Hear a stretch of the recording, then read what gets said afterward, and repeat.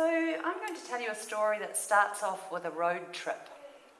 So two women, I'm one of them, on the best side of 60, obviously, and we're in the car together, and we're not obviously Thelma and Louise. For those of you who are too young to realise, Thelma and Louise was a movie about two women that got into lots of trouble.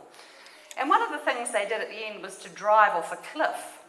And so it wasn't kind of like that, but almost like that, because we felt as though the event that we were going to was going to be like driving off a cliff, because we were going to a dream workshop. Now, who goes to dream workshops, really? Not many people. When I told a friend of mine at work that's what we were doing, he said, "You what?"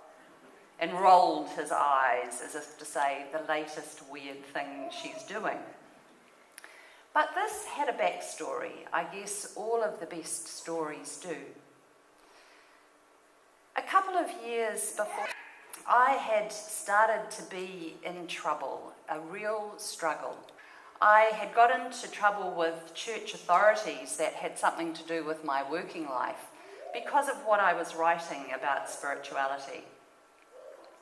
And one of the things that I did as a result of that was to destroy my website. My website was full of thousands and thousands of words that I had built up over probably about 7 or 8 years. And I was so hurt by this that I just wanted to destroy it. You know, the kinds of things that we do to ourselves when we're hurt? So my professional supervisor said to me, "I think we need to do something about this." And she went to her bookcase and she took out a very slim volume, an A5 book that was 100 pages and notes. And she said, "This is by John Dooley. I think you should read it." I quoted him in my PhD thesis, you know, and I had read her PhD thesis, but probably inaccurately hadn't remembered the references, as you don't.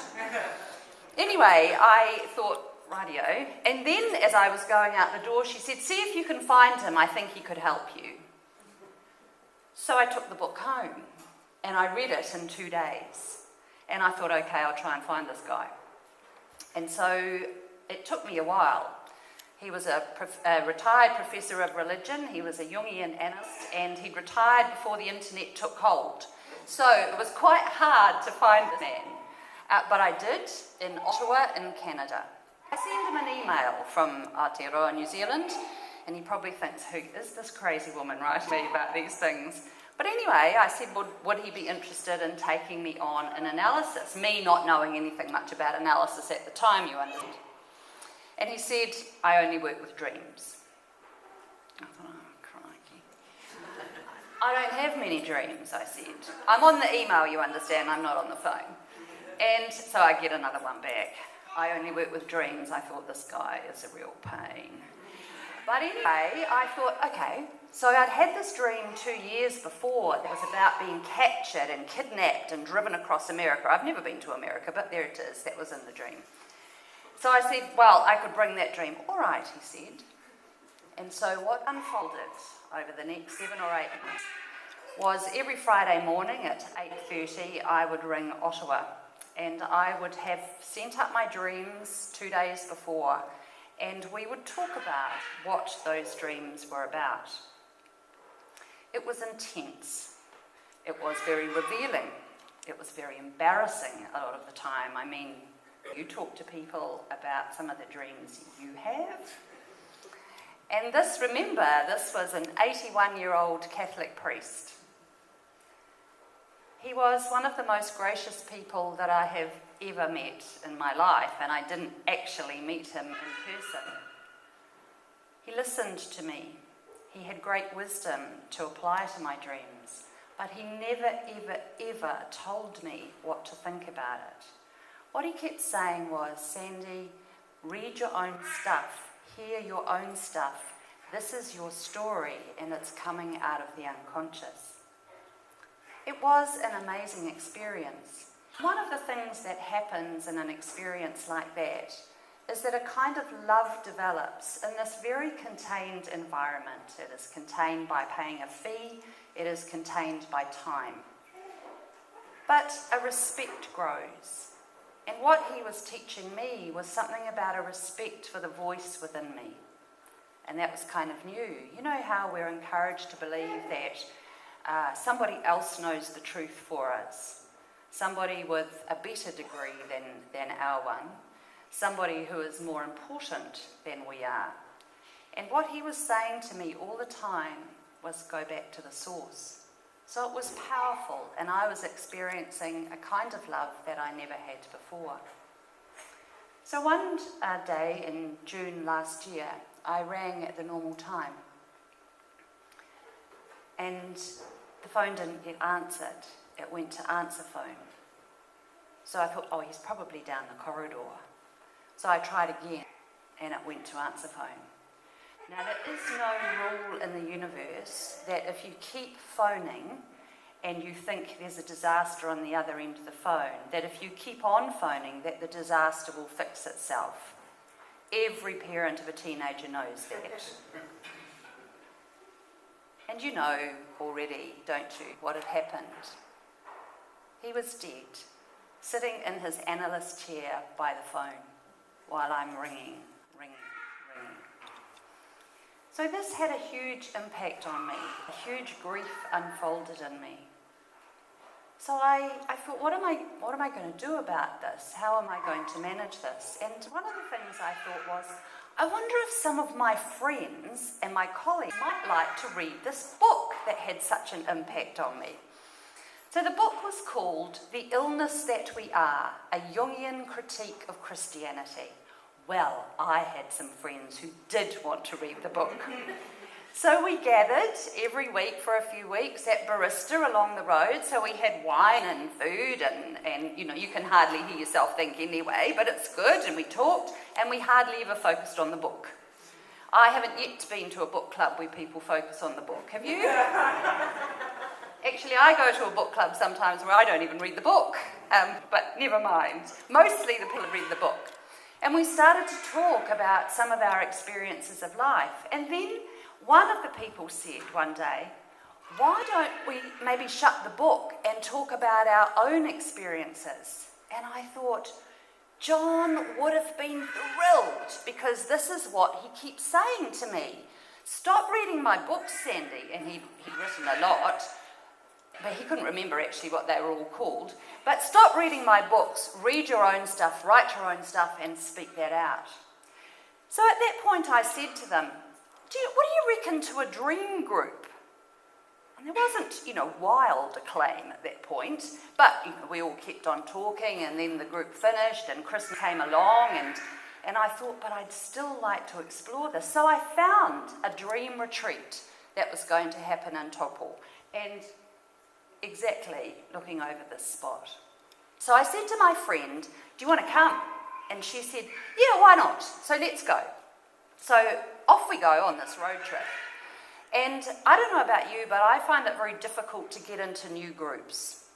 So it's good if you're the facilitator, but it's not if you're a group member, yeah?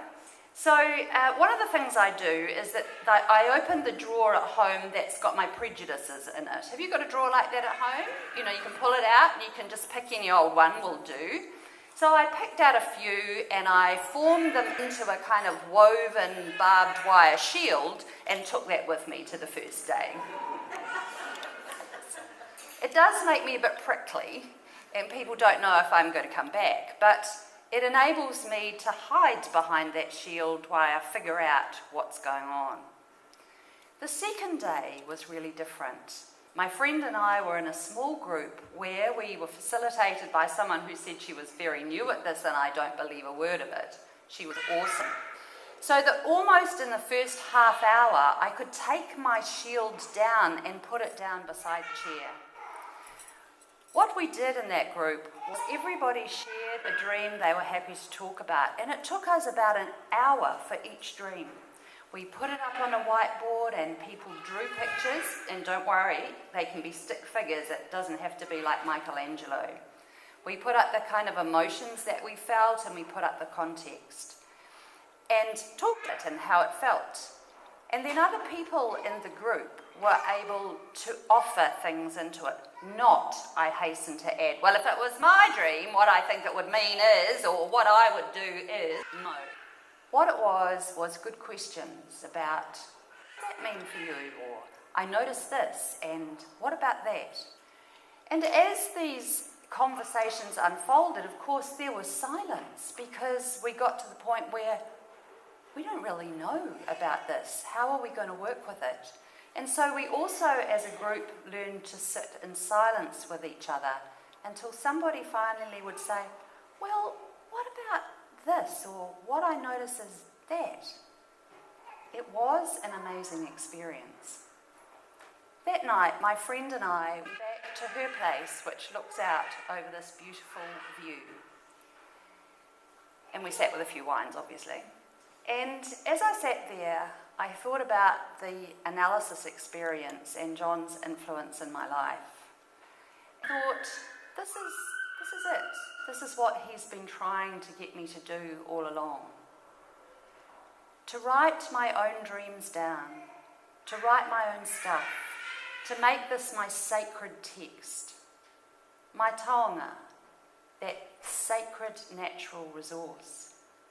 But like any sacred text, you must never read it literally. Handy that I'm trained in biblical studies and theology, isn't it, to know that? Don't treat it literally. There are going to be strange things that appear in dreams, strange creatures and characters, some really interesting things, some very peculiar things, and things that will embarrass the hell out of you.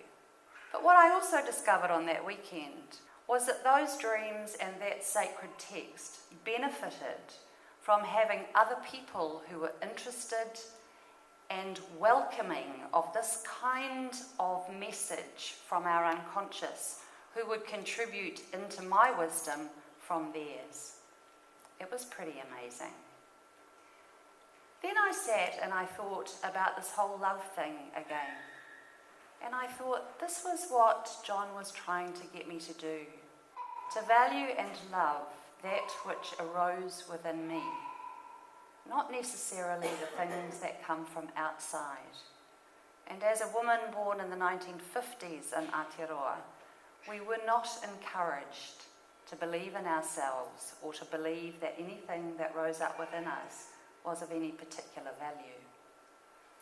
So this love of self in a very humble and low-key way is something which has been helped for me through this dream process.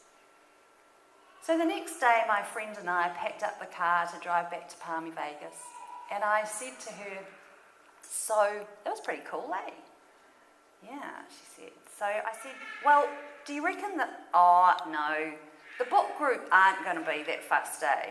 Like, I'm not sure that they're all going to want to come. Nah, she said, they probably won't. We'll probably have to find some other people. Okay, I said. So, a few days later, I sent out an email to the group. What do you know? They all want to come. They're all going to have a go at driving off the cliff with us. Isn't that awesome? And that may well be another story. Thank you.